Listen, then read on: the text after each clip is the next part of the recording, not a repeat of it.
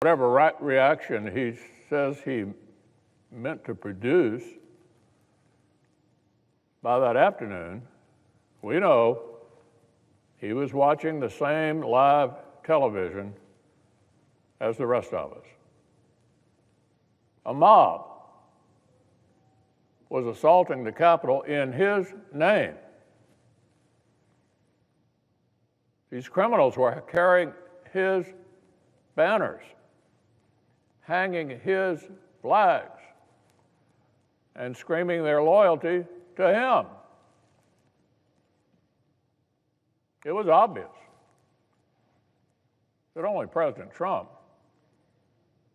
could end this.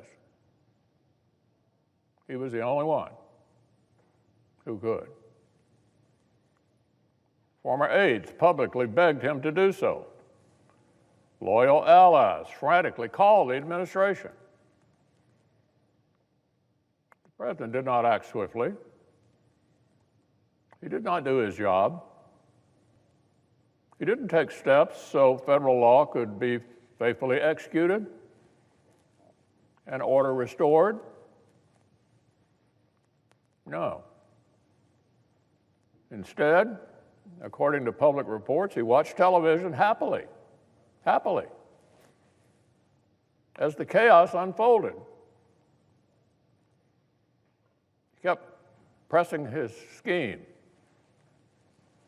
to overturn the election. Now, even after it was clear to any reasonable observer that Vice President Pence was in serious danger, even as the mob, carrying Trump banners, was beating cops and breaching perimeters, the president sent a further tweet attacking his own vice president. Now, predictably and foreseeably under the circumstances, members of the mob seem to interpret this as a further inspiration to lawlessness and violence, not surprisingly. Later, even when the president did half-heartedly begin calling for peace, he didn't call right away for the riot to end. He did not tell the mob to depart until even later. And even then,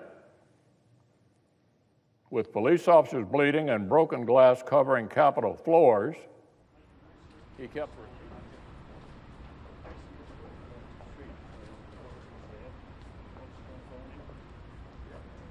Are we allowed to take our masks off the dog? Yeah. Are we allowed to take them off? While you're talking, when you speak. Thank you all for coming. Obviously, this was a difficult period of time for our country. And myself, Mr. Van der Veen, and the other members of the team are extraordinarily gratified that the United States Senate decided, as they did, to protect our constitutional way of life and not go down the road of endless impeachments. Mike?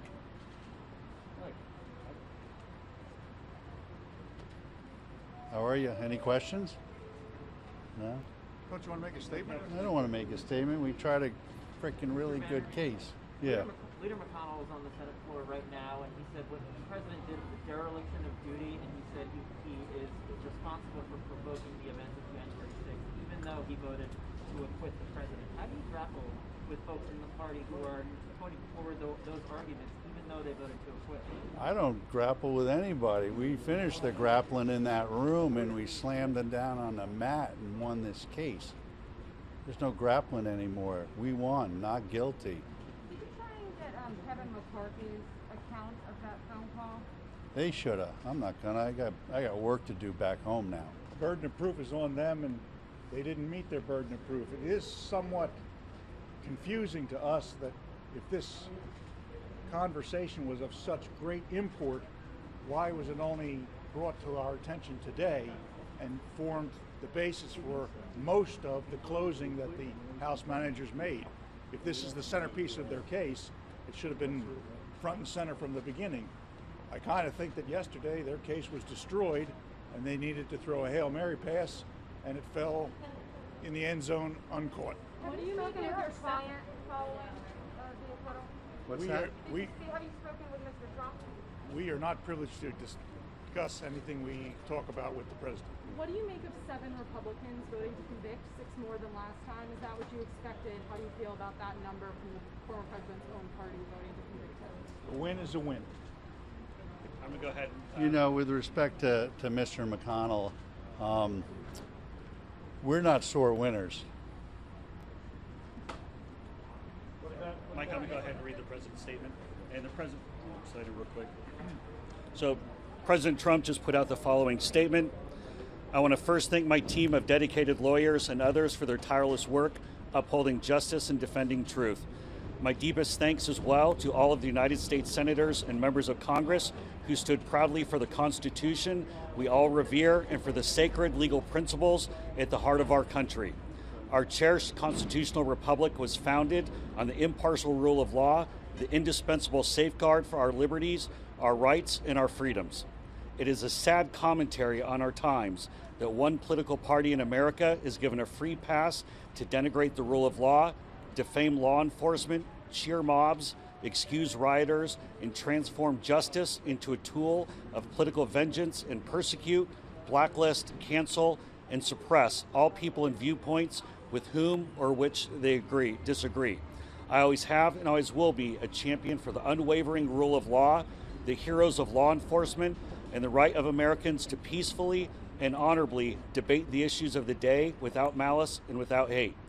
This has been yet another phase of the greatest witch hunt in the history of our country. No president has ever gone through anything like it, and it continues because our opponents cannot forget the almost 75 million people, the highest number ever for a sitting president, who voted with us just a few short months ago. I also want to convey my gratitude to the millions of decent, hardworking, law-abiding, God and country-loving citizens who have bravely supported these important principles in these very difficult and challenging times. Our historic, patriotic, and beautiful movement to make America great again has only just begun. In the months ahead, I have much to share with you, and I look forward to continuing our incredible journey together to achieve American greatness for all of our people. There has never been anything like it. We have so much work ahead of us, and soon we will emerge with a vision for a bright, radiant, and limitless American future. Together, there's nothing we cannot accomplish. We remain one people, one family, and one glorious nation under God. And it's our responsibility to preserve this magnificent inheritance for our children and for generations of Americans to come. May God bless all of you. May God forever bless the United States of America. That's from President Trump, and I imagine you'll probably be hearing a lot more from him in the coming days. Thank you. So what's next? One last question. I know you What's said that this was a win. You know what's really important, which is probably the most important thing that came out of this. This country needs to cool the temperature. We need to unite as a people. There's so many common priorities that we all share that face this country in a really important way. This team of trial lawyers are simply that. We're trial lawyers. We're not politicians. We aren't on the left side or the right side or any side at all. We had a constitutional duty to defend our client, and we did that to the best of our abilities. But what I want to say, and I wanted to convey in there, was that our country needs to face the business in front of it with all seriousness and purpose, love and peace in our hearts, and move the ball forward so that this great nation can get as strong as possible in the face of this pandemic. It's absolutely crucial that this country move forward in unity, put it away the partisan backlash back and forth, and do everything that we can to find justice every day in our lives. Thank you. I know The you whole- all said a win was a win, but what's to say that this Mr. Caston, Yes? I know you mentioned a win was a win, but this could be possibly the most bipartisan win. Absurd end result to which no one subscribes. Article 2, Section 4 must have force. It tells us the president, the vice president, and civil officers may be impeached and convicted. Donald Trump's no longer the president. Likewise, the provision states that officers subject to impeachment and conviction shall be removed from office if convicted. Shall be removed from office if convicted. As Justice Story explained, the Senate, upon conviction, is bound in all cases to enter a judgment of removal from office. Removal is mandatory upon conviction. Clearly, he explained, that mandatory sentence cannot be applied to someone who's left office. The entire process revolves around removal. If removal becomes impossible, conviction becomes insensible. In one light, it certainly does seem counterintuitive that an office holder can elude Senate conviction by resignation or expiration of term, an argument we heard made by the managers. But this underscores that impeachment was never meant to be the final forum for American justice. Never meant to be the final forum for American justice. Impeachment, conviction, and removal are a specific intra-governmental safety valve.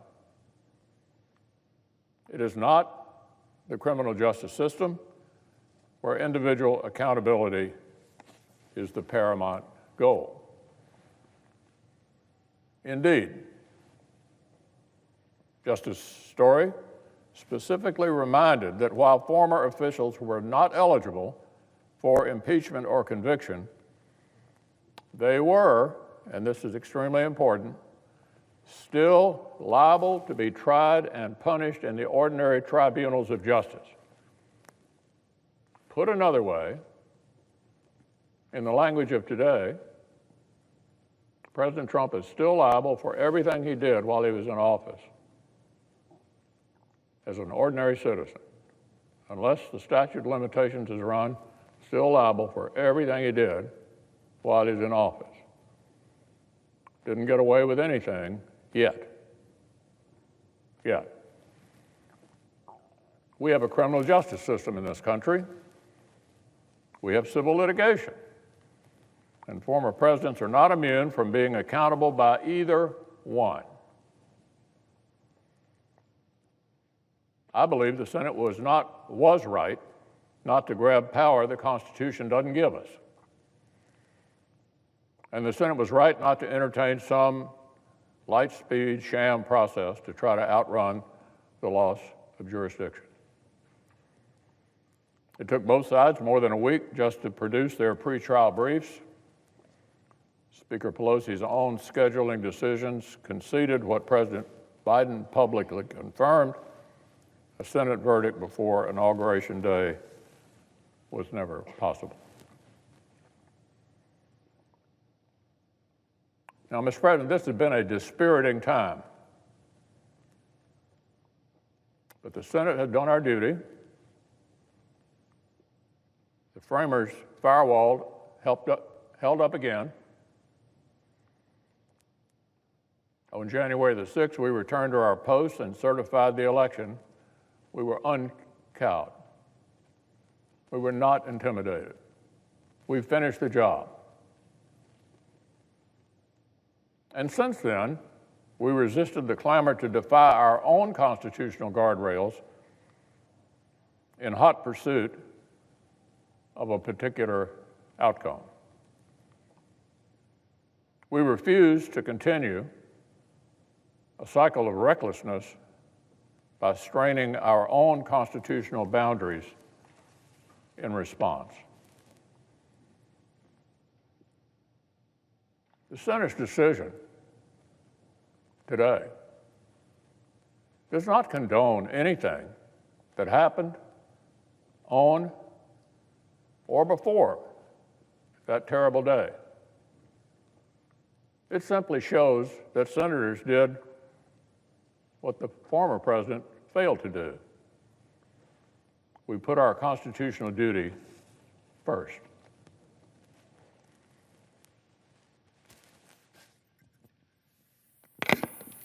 President. The senator from Maryland. Thank you, Mr. President.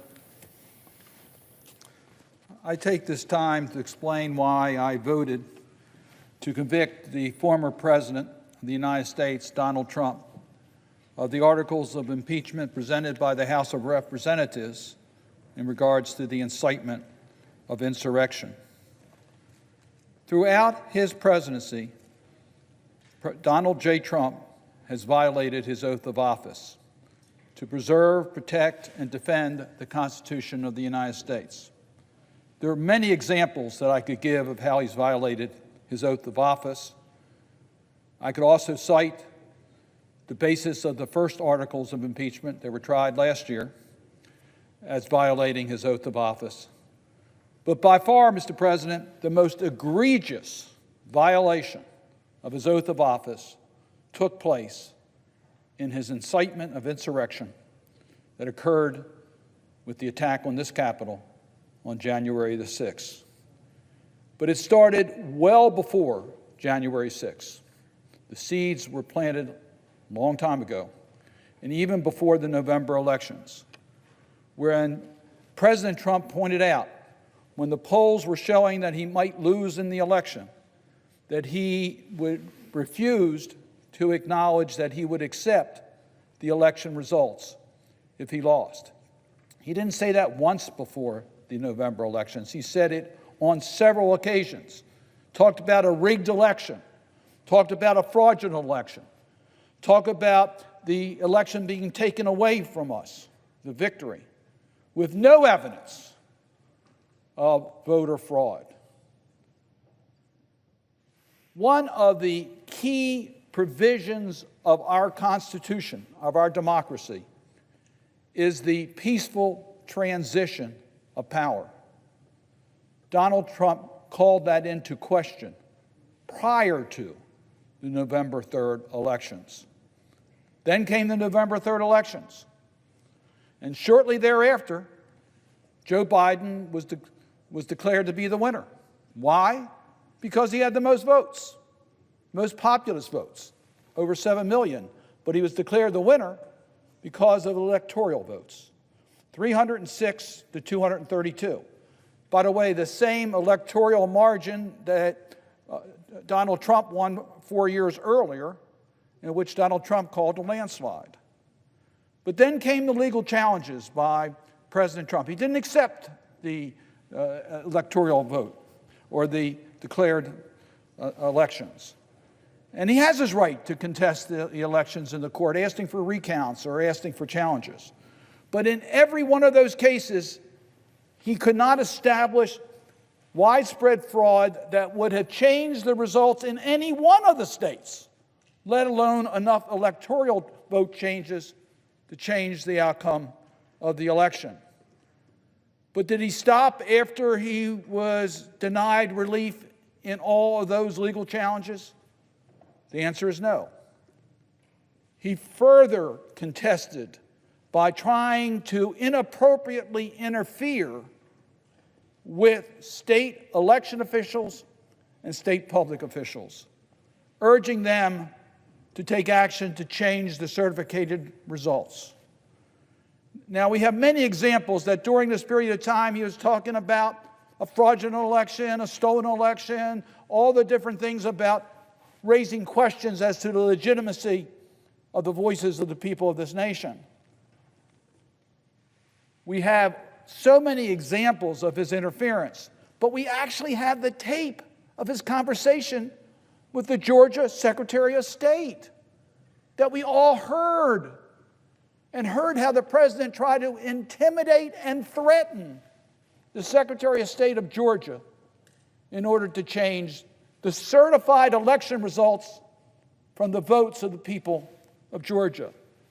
Clear examples of how President Trump violated his oath of office to protect and defend the Constitution of the United States. But that wasn't the end of it.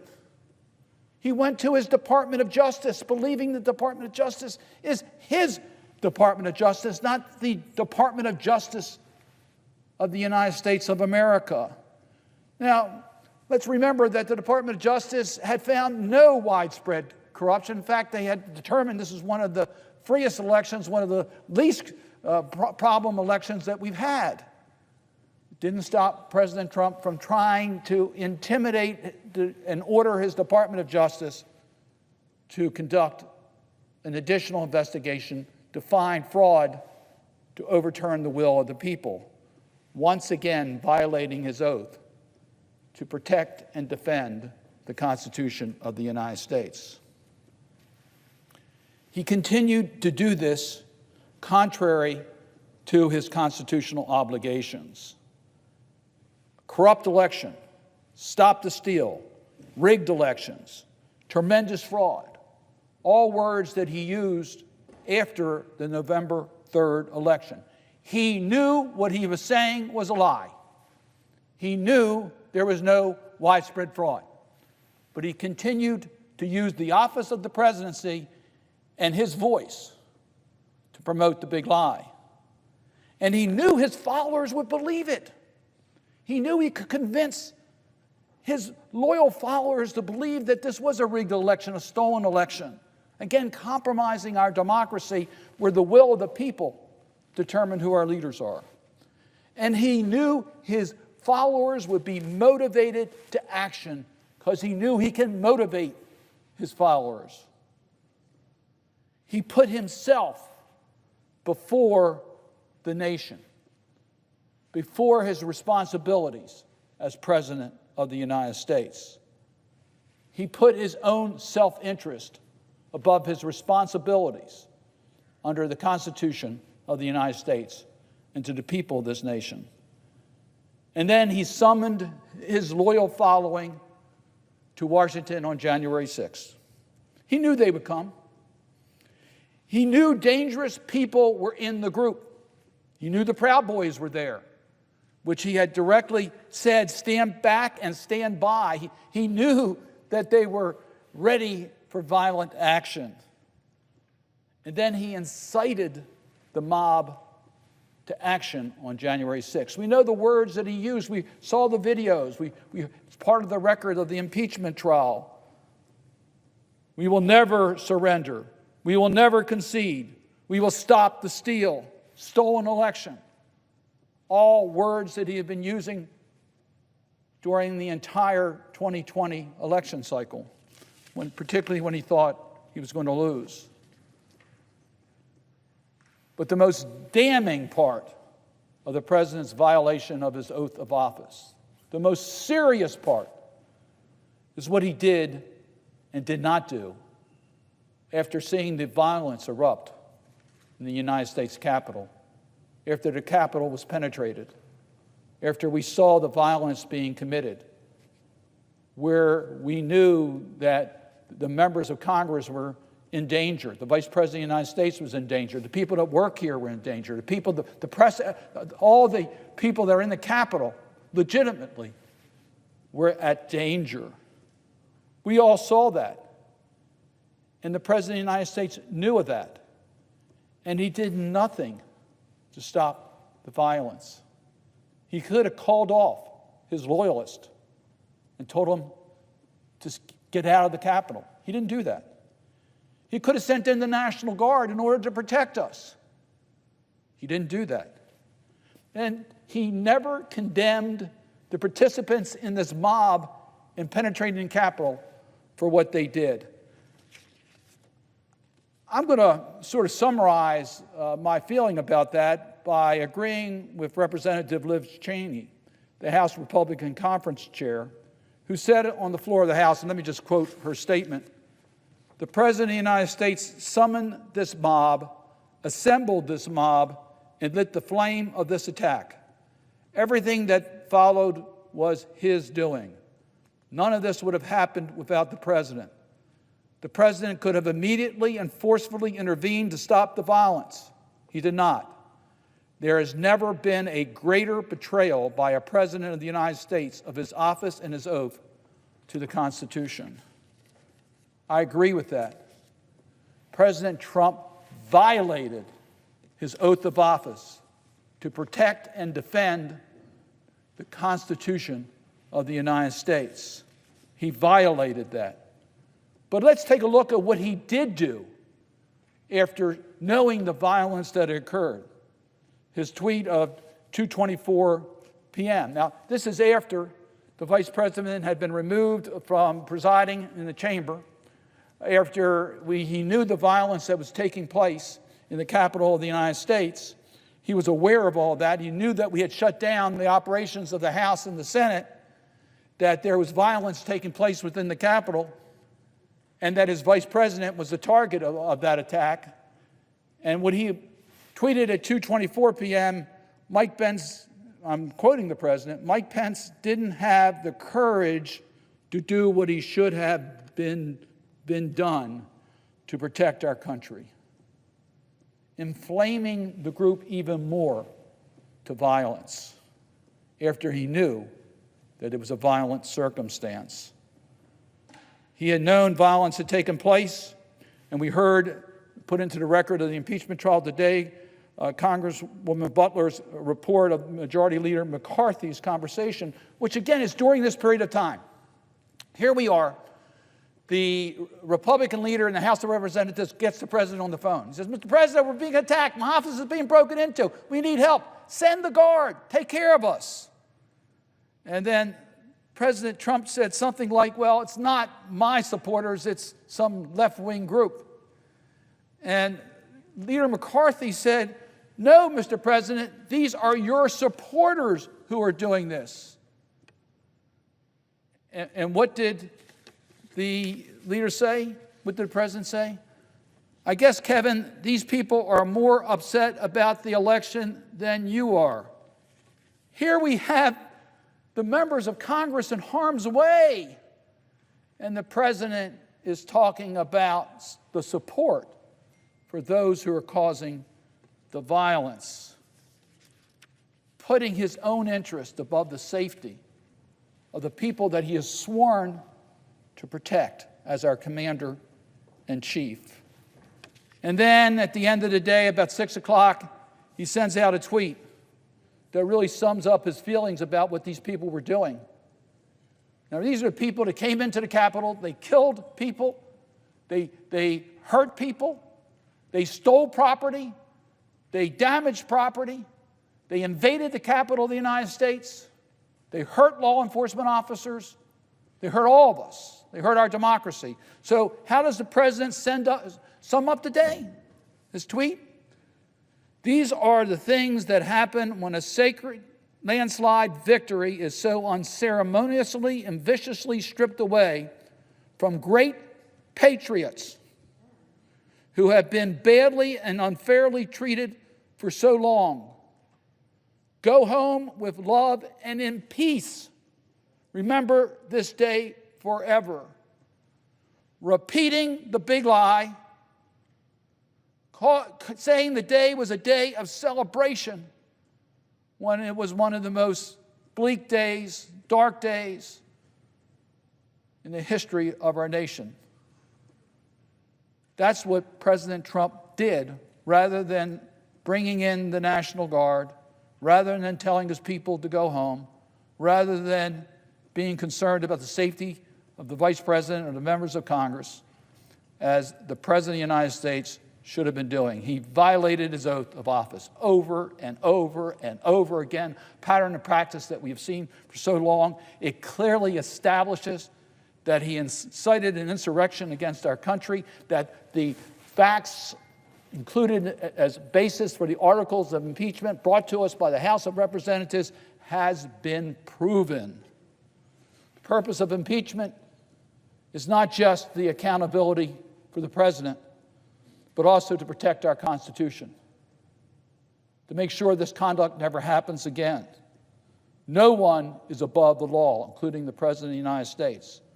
Everyone who was responsible for an insurrection that occurred on January 6th should be held accountable, from those who broke into the Capitol and caused the harm and damage to the President of the United States who incited the violence.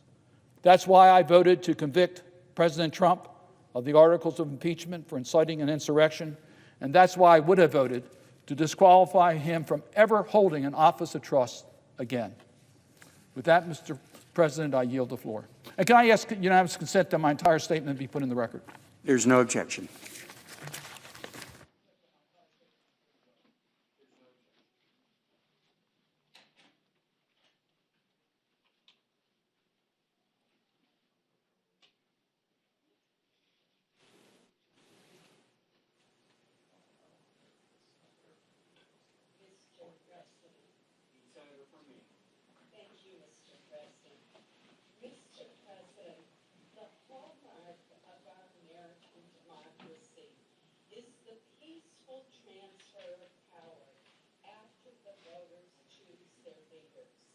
In America,